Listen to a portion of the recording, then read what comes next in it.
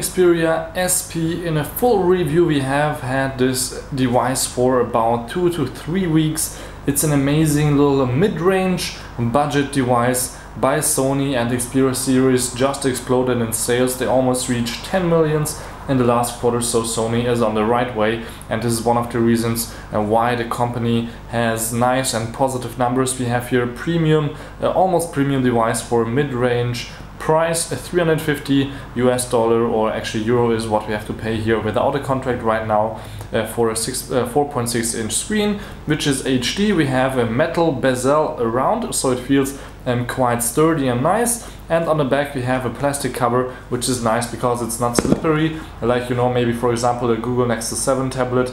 It's really a nice grip on the back, and you can also take it off. We will do that in just a second. Let's just first go around the device. As you can see, I've been using it, so that's why it's a little bit smudged, but of course when the screen is on you won't see that at all. So we have a nice little front HD camera, but also on the back 8 megapixel with 720p capabilities, 1.6 GHz dual core processor, I think, maybe even 1.7. Yeah, it's actually 1.7 GHz. You can read it right there. 4.6 inch HD screen, and you can shoot 720p videos again here on the back. Flashlight, a little microphone, of course, when you're shooting the video, to record everything that's happening in front of the camera. There's also a speaker here, of course. And what we also have is nice little LEDs here on the bottom. And I just realized that my microphone is not on me, so let's just continue like this so you hear me a little bit better. We have the on and off switch here on the side, the standard Sony on and off switch that we have been knowing for quite a while now. I think for a full year Sony had this nice little new design. You can see it here also with the Sony Xperia ZL, which we will also compare, as you can see. And we have also here the Xperia L, which is a little bit cheaper. All have this nice little on-off switch here on the side. So let's just continue. So we have a dedicated camera button here, actually, a volume rocker on the bottom. There is nothing except for this nice status LED. You will see in a second that it's glowing quite nicely with different colors if you want to. Micro USB, and of course headphone jack on top. On the back you can take off the back cover. There's a nice little part here on the bottom where you can take this off. And then you can see that the battery is not interchangeable. It has, I think, around 2000 milliamps.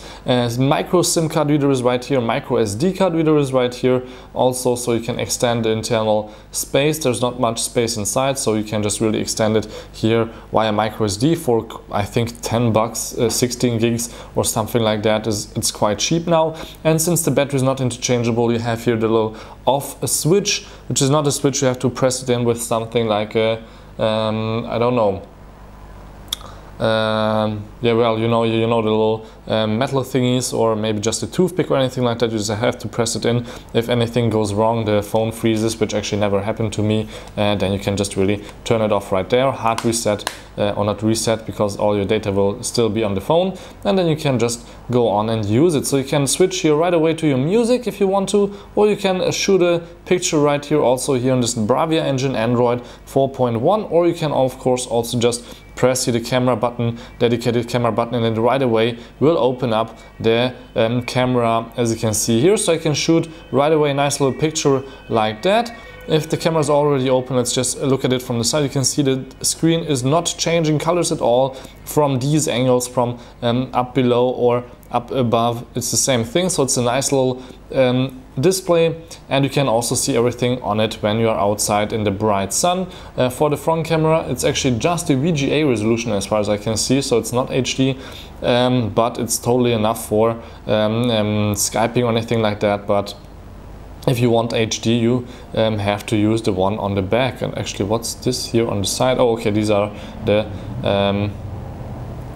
selections here, so you can also shoot VGA video on the front, and you can see that now it's also a little bit faster than before. So we already checked the camera. What else we need to check is, of course, what kind of pictures it takes. This is actually a video I took. It's also a good example of how good the low light video capabilities are. You can see it's fast, you can zoom in also, of course it's only digital zoom, but it's enough to check out, for example, the girls in the back, and otherwise, yeah, of course you can see that even in low light it's quite good. The microphone wasn't perfect since we were standing right below the speakers, but otherwise, even when you change the brightness of the background quite quickly, for example here looking at the screen, no problem at all, everything is sharp and everything works quite nicely. But you can check this full content out on Endeavor TV in my channel. Just look for Xperia SP camera test. Now again, one nice feature here with Sony is that you have this, so you can really zoom in and zoom out of your content that you took, and you can see that this is quite nicely animated, and you can even take one of these pictures here, for example, and twist it around, and this just looks like really cool. This is a nice little gadget, but you don't really need this feature, but it looks just good. So we have here some sample shots. For example, I took a picture of some smartphones lying around. Then I also have here the HD video test of the camera, 720p just on the bar cord. Looks also quite good, but not full HD as I said, but therefore we only have, I think, 90 megabytes that is needed, and zooming in works also actually, so you can check out some of the content if you just go a little bit closer, which is also quite good. Also that on the YouTube channel. And again here with the LEDs, nice feature, when you just check out a picture, for example here's something dark, or white is actually here the main color, since black is not of course available as a LED, you cannot have black light, but for example blue here is the main color. It's a little bit of an ambilight here, which is quite nice to have, especially if you just use your Android regularly, have it off, and then it starts blinking on the bottom, for example in the middle, that you have a new message or something new up here on top. That is of course quite interesting to use. So what else? We have the possibility to buy movies, you can just listen to music. That's actually nothing special, I would say. We can play some games, and while Minion Rush is starting, we have here the Sony Xperia L, as you can see. In size it is not much bigger, but of course the 5-inch screen is a lot bigger. Cost also, I think, 500 bucks, not 350, but of course both are nice devices, but SP has, I think, a longer battery life, since the screen is not that humongous and full HD and all that actually that nobody really needs. What else? We have here the Sony Xperia L, which is cheaper, 100 bucks cheaper actually, and you can see that the size again here not much difference, but actually when I put them on top of each other you can see that the L is a little bit thinner, but not on the top and the bottom, but otherwise of course only 1700 milliamp battery. Cameras are the same inside, but smaller screen, only 4.3 inch, and not this nice of a resolution, which you can see here is for gaming quite perfect. So just running around here collecting bananas. I have no clue why minions love bananas, but it seems that we should collect them. And maybe you can just die, but maybe not a stupid death, just run here against a rocket and boom. So gaming, totally fine. What else? If I press the last apps button, you can't only see that we have here a bunch of apps that I could close, for example, because we have 1 gig of RAM, but we can quickly just get our notes here, for example, and type a note here, like for example, get lunch. But what's quite awesome about Sony is you don't have to actually type the words correctly, and of course, but you have here some suggestions, but you already know that from some other devices. What you already know from other devices is that you can connect the letters to write, but I still think Sony has the best feature here. Restore, boom, hard drive. Now you can see, okay, that's the wrong word, hardline. If I want to delete it, I don't have to press each time for each letter separately the delete button like you have to with Sony and HTC. You cannot set that. You can delete the whole word, but just by one click. Let's try it again. Hard drive, hardcore, hardcore, hardline, hardline, hard groove. Okay, it doesn't know the word hard drive, so let's teach it the word like this. Just type it in, then you can just select it, and usually it should learn it. Hurried hard drive, there it is. So now it knows it for the next time also how to write it. There's of course also longer words like Washington, that it right away recognizes, and there's actually almost all the words, if they are not special techie words, it recognizes also its own name, for example, Xperia, no problem at all right there.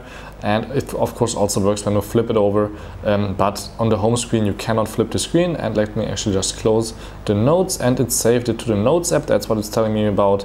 You can also here record a quick thing. You have also here a timer. You can say set timer, and then you can say I want to have this egg clock starting now, and in 1 hour it should tell me something. What the bad thing about this is, of course, you can see here that you can only set it here in minutes and hours, not in seconds. So the minimum is 1 minute. So last thing here, of course, here a short little calculator, handy for school, for example. And what's awesome is you can go here to the Play Store, and there's hundreds and hundreds of extra small apps, extensions that work with Sony. Should be in the Wi-Fi, so I'm not sure why it's not loading. There it is. So there's a bunch of apps that you can download here that are accessible right away there on the bottom, and you can switch them up, like currency converter and so on and so on, and they are all free. You don't have to pay a dime for these, so that's quite awesome. Walkmate. And they're not only by Sony, but by all kinds of other companies also, as you can see. So you guys can also develop here anything for Sony if you want. And otherwise, let's just go here into the apps, because there's also quite a few other apps that are cool by Sony. So on the first page you can see this is almost all by Android or Google. Then on the second side we have something like Track HD, which is quite nice if you have some music, for example, on your phone. You can just say record. Let me just play some music here. If I have any on here, I'm not sure. On my other phone, music.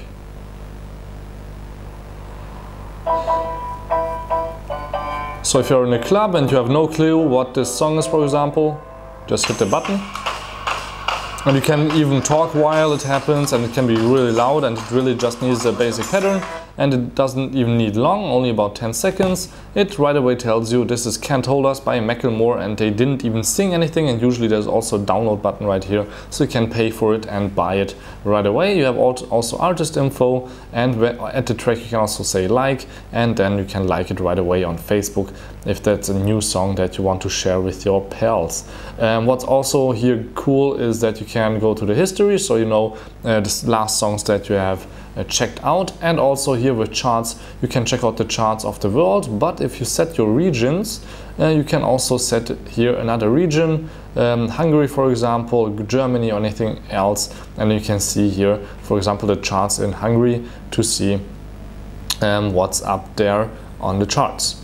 If we go here back, then we have other cool things like Smart Connect. This is a little bit copied by Motorola, I would say, because here you can set up events. For example, if it's night and you plug in your charger, then it should start the alarm clock application, so you can set your alarm and it should go to silent mode, and at the next day, at the end, when you unplug your charger, it should go back to sound normal. I can also say add action. When I unplug the charger, it should open up a web page so I can read my news. It should play a track, Bluetooth audio connect, anything. You can see there's quite a few options. Post on Facebook, Wi-Fi hotspot, data traffic should be turned on, screen mirroring should be turned on, the brightness should be brighter, for example, or you can even read out loud text messages or the current times. Quite interesting.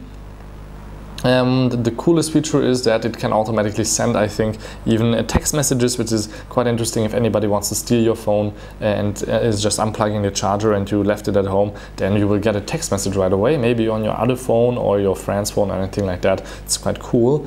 Of course, additional charges will apply.